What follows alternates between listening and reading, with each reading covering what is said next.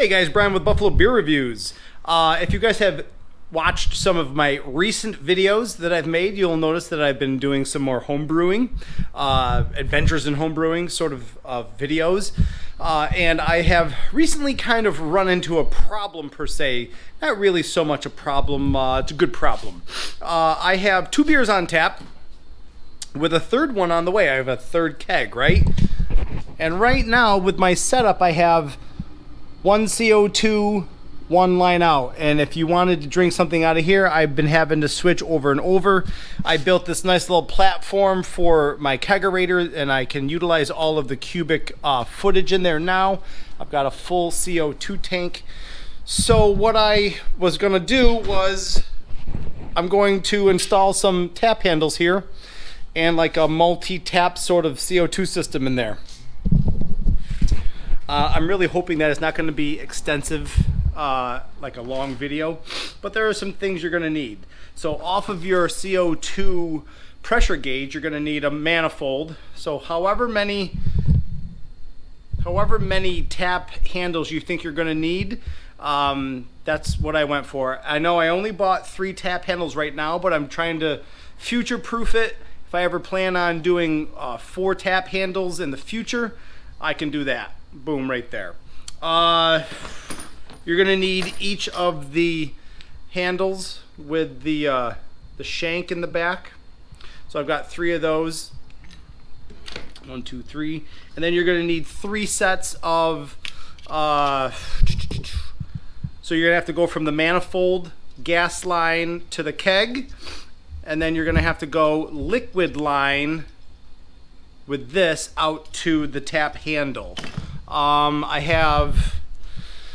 This is my gas line. So I have 12 feet of gas line. I don't really need as much gas line as I would need liquid line. I'm thinking about 5 foot per tap handle, maybe even a little bit less. That'll help with things like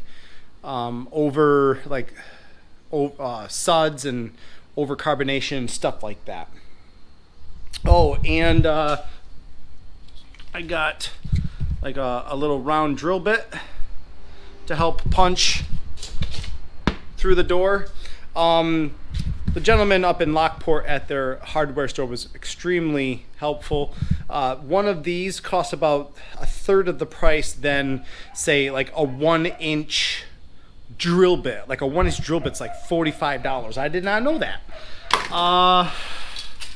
A ruler, your drill, all that good stuff. I really think it would behoove you to do a little bit of planning.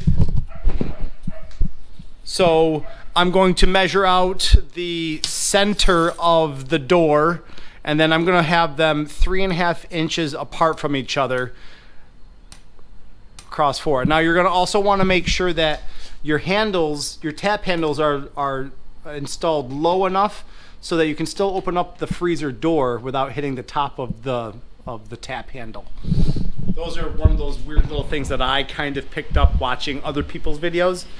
So I'm going to find the center of my door, and I'm going to measure out, 3.5 inches, 1.75 inches from midline, and then 3 inches from there, and do my little circles, and then I'll pick back up when I got the drill ready to go. Okay, that actually went pretty easy. My door is like 32 and like 1/8 of an inch wide. So I don't know if you can see here in the sun, but I marked a center line, and I want them 3.5 inches apart from each other. So then I measured out 1.75 this way, 1.75 this way. Those are my first 2 that are 3 inches away. Then I just measured 3 inches away, and I wanted to keep these 7 inches from the top.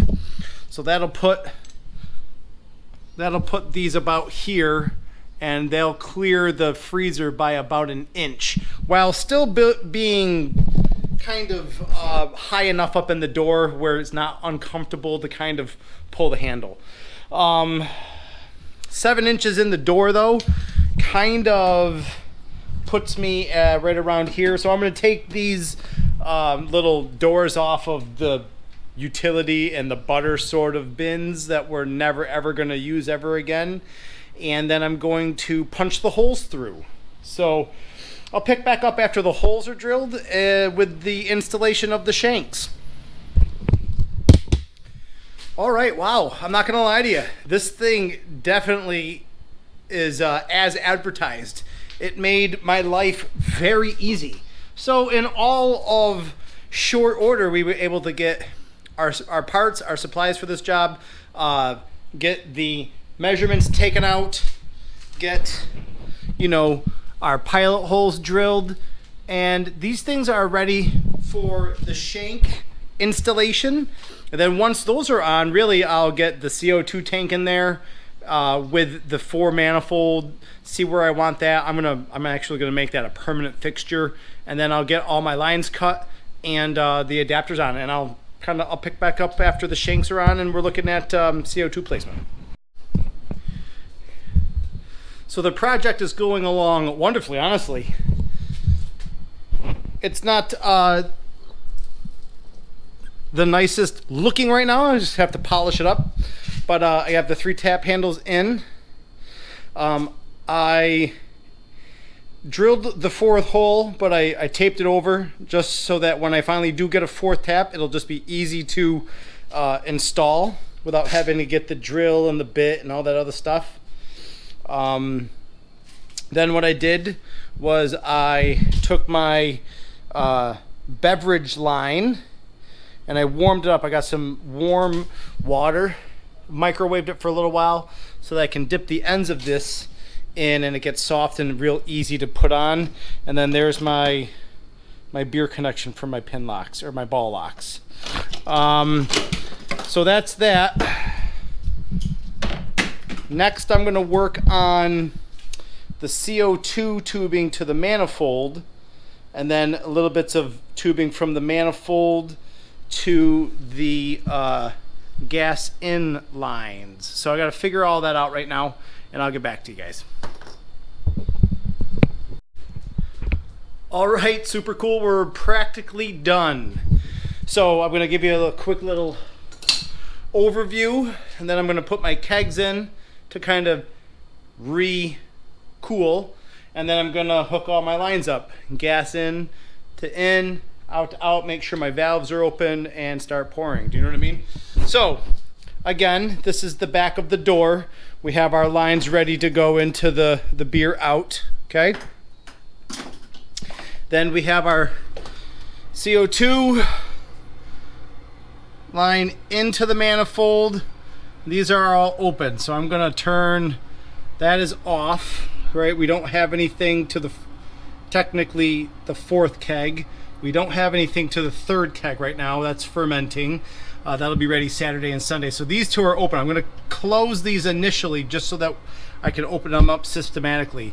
Spent some time and mounted them on the back of the refrigerator wall so that this sort of stuff is easily, you know, out of the way and stuff like that. I can fit more area down here for the kegs. Like I said, I'm going to get the kegs in here. I'm going to get my tools all cleaned up and get the garage cleaned up, and then we're going to pour our inaugural pint. Yee. So I'm excited. Let's see how this thing's going to work out, right? All right, so moment of truth. This is my Galaxy IPA that I had brewed a little bit ago. Clocks in at like 5.3%. And this is my Chip Shot IPA. Also clocks in at like 5.5%. Let's take a look at the Galaxy IPA. Oh, look at that. Ooh, I'm actually pretty happy about the carbonation level as well. Look at that. Super happy. Ooh, I am super happy. This is my pretty much all Galaxy hopped IPA. Aged about 5 days in the keg, and it's absolutely mouth-watering, especially after this project took me just shy of an hour from kind of start to finish to you know, putting everything back in the refrigerator and cleaning up and all that other good stuff. Let's see how this thing is.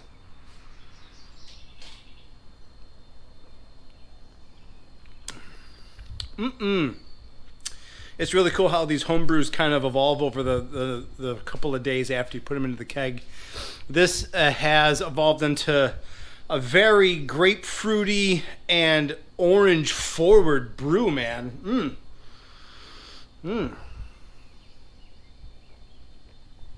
Although the body is nice and full, still on that thin side. It's pretty cool. So let me see if I can open up, put that extension back. See if I can open up this refrigerator for you and kind of see. I'm going to take it a little on the slow side. So you can see I still have enough slack in the lines so that I can open up the refrigerator and still get to the kegs and get to the CO2 in the back there. And then those are holding up really nicely in the back and everything. So that's it. This little free refrigerator I got from my neighbors really does open up a couple of different options for different projects. Like I was planning on painting it. So I was planning on painting it. I was also toying around with the idea of getting rid of the handle and kind of staining a piece of pine and mounting both a new handle, aftermarket handle, and the taps right to this piece of pine, stained and polyurethane after I paint the refrigerator. These are just little things I'm thinking to myself, you know, that the thing's kind of old, it's kind of busted, and I could probably use a little refresh in the paint department. But that's really about it for me, guys. I really appreciate all of the clicks and the watches and the likes, and let me know, you know, what you thought about it. I think overall this was maybe a 0 being super easy beginner all the way up to maybe a 10 being an expert. I'd say this was somewhere about maybe a 7 to an 8.5. There wasn't any sort of specialty sort of tools to use except for maybe that little round hole cut. Everything else went pretty smoothly. If you can grasp the concept of CO2 to the manifold, you know, then CO2 lines from the manifold to your keg, and then a liquid line from the keg to the handle. That's really about it, no matter how many you're doing, 1 or 12 or 1 or 30. So I'll put this together and I'll upload it, and I hope you guys have a great day. I'll see you guys in the next one. Cheers.